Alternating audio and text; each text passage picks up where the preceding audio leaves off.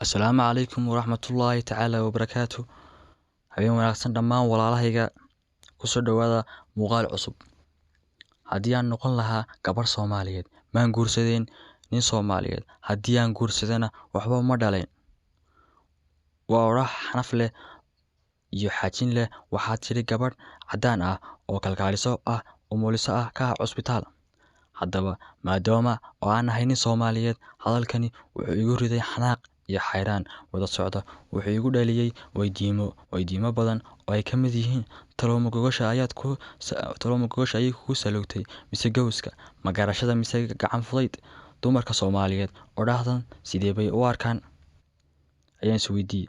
Haddaba caawis jimce ayay ahayd markii aan iridda gurigayga soo garaacay ee ay iga furtay ooridaydii oo indho kuulan, dibna gaduudan, da'yarina ka muuqato, barido aan diirnayn. Kadib markii aan gudaha u soo galay, waxay qaadaa dhigay caraf iyo udgoon oo meel aan joogo intaan garan waayay ayaan is idhi ma ku booddaa iyada. Laakiin waxaan samayn lahaaba waxaan ka baqayay inay carruurtu soo jeedo oo ay habeeno badan bay iga gaagixiyeen. Haddaba si aan u shaki baxo, waxaan hubsasho u galay qolalka. Waxaan ogaaday inay gelin hore seexdeen. Markaasaan uurka ka farxay, hoostana ka qoslay, ogaadayna inay jimco tahay. Jimcahana sharci baa ka yaal. Haddaba hawlahay dambayse weydiintii igu mudnayd ayaan deeqi ku xasuustay oo aan u bandhigay xaaskaygii. Inta ay iga ag kacday ayay igu tiri, waa runteed, wayna saxan tahay. Amba nin Soomaaliyeed haddaan saan moodayo maan guursadeen. Yaab dareenkii hame eegu mudnaa intuu hoos u dhacay ayaan ku idhi, oo hadda wada joogiinu miyaad ka xun tahay?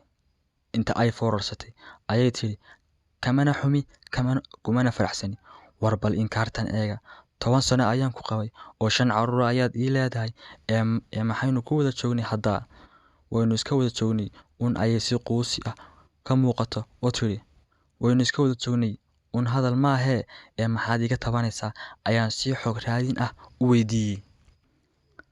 Haddii aan ku sheego ma kol baad qaadanaysaa, ayay iyadoo shanta dhabanada ku haysa ina soo eegaysa tiri, waan qaadanayaa ii sheeg saytuuntaydii.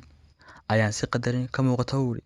Inta ay si wanaagsan u soo fadhiistay ayay hadalka ku bilowday, horta caawa habeen aad ka wanaagsan tahay ma jirto. Maanan arag intii aynu wada joognay, waayo waxay ka muuqata danayn iyo dabacsanaan badan. Taasaana keenaysa inaan uurkayga ku dooxo oo aan tabashadeeda kuu soo bandhigo. Maalintii aan ku guursaday waxaan islahaa wuxuu ku noqon hooye, aabe, walaal iyo wehel rumaad. Waxaan islahaa cidlo dambe dareemi maysid, cishoon maysid, cabashana hadalkeedaba daa. Waxaan islahaa wuu kula kaftami, wuu ku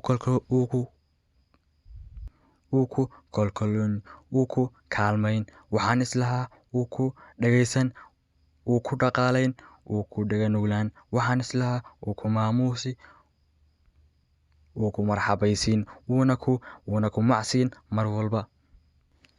Waxaan islahaa wuu ku danayn, wuu ku dalxiisgeyn, wuuna kula dawaafi. Waxaan islahaa wuu kula damqan, wuu kula digaxan, wuuna ku diirnixi. Waxaan islahaa wuu ku caawin, wuu kula caweyn, wuuna kula ciyaari. Waxaan islahaa waad ku faani, waad ku farxi. Waxaan islahaa wuu ku raali gelin, wuu ku raaxayn, waanad ku rayn. Waxaan islahaa wuu ku naxariisan, wuuna ku nasiin. Waxaan islahaa wuu kula tashan, wuu ku tilmaami, wuu ku tiirin. Waxaan islahaa wuu kula haasaawi, wuu kula hadli, wuuna kula hawshoon.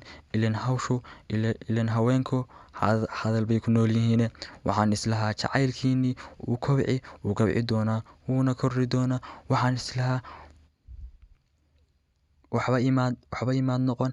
Haddii aad noqotayna waxaad noqotay anaani, hadhiyo habeen ka fikira cuntadiisa, cabitaankiisa iyo kufsashadayda.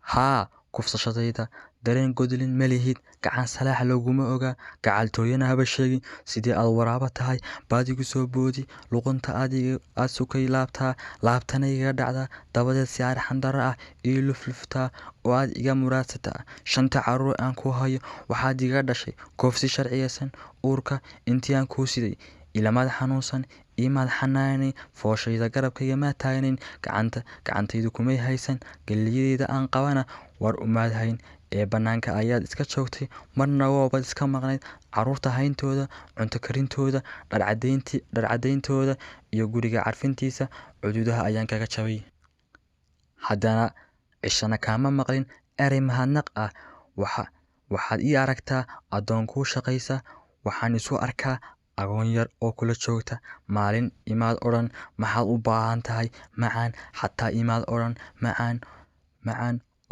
oo diiriya dareenkayga xataa imaad odhan erey macaan oo diiriya dareenkayga diira dhaafuhu qallajiyan ama dhalaaliya buuraha barafeed ee qalbigay ku samaysmay dharaarna imaad hadideen ubax yar oo ka turjumaya jacaylkiina adii qabto imaba qabtide galabna aniga iyo caruurtayda noomaad ka hayn beeraha loo daawado ee loo dalxiis tago habeenna miyaan xusin jacaylkii isukaan keenay ee aynu beryo biliqdiisa ka shaqaynay bakhaylnimo gacmeed ee aad leedahay waxaa ku dheer bakhaylnimo caadifeed aad adkaanshaha iyo eri qalafsanaanta waxaad u aragtaa raganimo halka dabacsanaanta iyo diirnaha aad u aragto dumarnimo waan dareensanahay inaad annaka noo dhidayso noo dhibtoonayso laakiin miyaad xanuunsan haddii aad eraysan igu tidhaahdo markaad sii baxayso inaad sii macaasalaameynayso marka aad soo noqotidna